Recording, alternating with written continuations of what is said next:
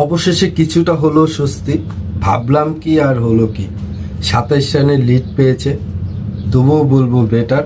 কারণ ভেবেছিলাম যে পাকিস্তান উল্টো লিড দিয়ে দিবে, কারণ পাকিস্তানের দুই ব্যাটসম্যান শান এবং রিজওয়ান অনেক ভালো ব্যাটিং করেছেন, দায়িত্বশীল ব্যাটিং করেছিলেন। তো তখন ভেবেছিলাম যে পাকিস্তান উল্টো হয়তো লিড দিবে, না, বাংলাদেশের বলাররা অবশেষে ঘুরিয়ে দাঁড়িয়েছে, 27 রানের ছোট লিড পেয়েছে।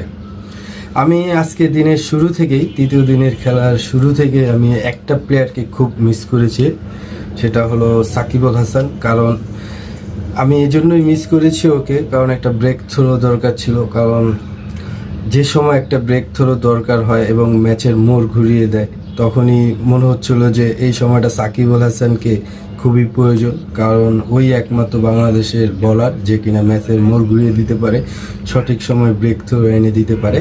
তো সেই সময়ে বাংলাদেশের স্পিড স্টার তাসকিন আহমেদ অনেক ভালো বোলিং করেছেন, ব্রেক থ্রো এনে দিয়েছেন পরপর 2টা উইকেট। খুবই ভালো লেগেছিল সেই সময়টা, ভেবেছিলাম সাকিবের কাজটা ও করে দিয়েছে। আজকে অনেক ভালো বোলিং করেছে, ধন্যবাদ দিতে চাই ওকে। এর পরবর্তীতে যখন আরেকটা ব্রেক থ্রো দরকার ছিল, তখন পাকিস্তানের দুই ব্যাটসম্যান অনেক ভালো খেলছিল, যে আসলে তখন একটা ব্রেক থ্রো আনতে পারলে হয়তো বাংলাদেশ 100 রানের একটা লিড পেত, সময় মতো যদি একটা ব্রেক থ্রো আনতে পারতো।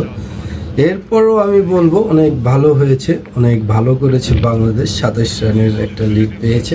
তো এখান থেকে খেলার সমীকরণটা অনেক কঠিন হয়ে গেল, দু দলের জন্যই লড়াই করতে হবে, হাড্ডাহাড্ডি হয়ে গেল খেলাটা।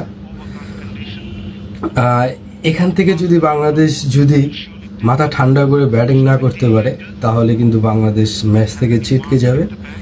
কারণ আগামীকাল সারাটা দিন বাংলাদেশে ব্যাটিং করতে হবে এবং 320 থেকে 350 রানের টার্গেট দিতে হবে, তাহলে একটা ফাইটিং স্কোর হবে, একটা লড়াকু স্কোর হবে, তাহলে পাকিস্তানের সাথে টেস্টটা আমরা জিততে পারবো। দিন শেষে মেহেদী হাসান মিরাজকে নিয়ে কথা বলাই যায়, 5 উইকেট নিয়েছে, অনেক ভালো বোলিং করেছে, কনগ্রাচুলেশন মেহেদী হাসান মিরাজ। তাসকিন রহমানকেও আমি সেলুট জানাই, কারণ সময় মতো ব্রেক থ্রো এনে দিয়েছে। সময় মতো ব্রেক থ্রো যদি না আসতো, তাহলে হয়তো বা পাকিস্তান আজকেও সারাদিন ব্যাটিং করতো, ওদেরকে আমরা হয়তো লিড পেতাম না, আরও উল্টা লিড আমাদেরকে দিত। যাই হোক, ওভারঅল বাংলাদেশ অনেক ভালো বোলিং করেছে, বলাররা অনেক খেটেছে, ট্রাই করেছে। এখন দেখা যাক যে ব্যাটসম্যানরা কি করে, কারণ ব্যাটসম্যানদের উপরই নির্ভর করবে আজকে এই টেস্টটা। অন্তত এই টেস্টটা জিততে হলে ব্যাটসম্যানদের কঠিন পরীক্ষা দিতে হবে, কারণ কালকে সারাটা দিন অন্তত ব্যাটিং করতে হবে। কালকের দিন ব্যাটিং করেও যদি সুযোগ পায়, পরশু দিন 2 ঘন্টা 1 ঘন্টা হলেও ব্যাটিং করতে হবে।